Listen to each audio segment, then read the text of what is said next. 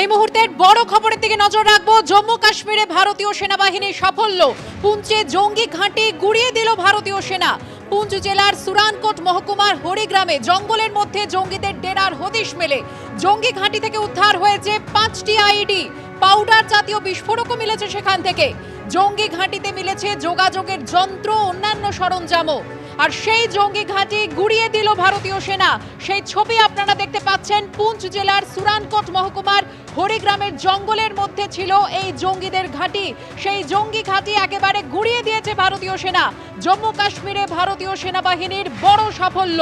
জঙ্গি ঘাঁটি থেকে উদ্ধার হয়েছে 5টি আইডি, পাউডার জাতীয় বিস্ফোরক, সেই সঙ্গে মিলেছে যোগাযোগের যন্ত্র, অন্যান্য সরঞ্জাম।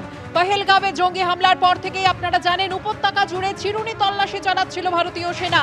আর তাতেই বড় সাফল্য। পুঞ্চে জঙ্গি ঘাঁটি উড়িয়ে দিল ভারতীয় সেনাবাহিনী। পুঞ্চ জেলার সুরানকোট মহকুমার হরিগ্রামে জঙ্গলের মধ্যে ছিল এই জঙ্গি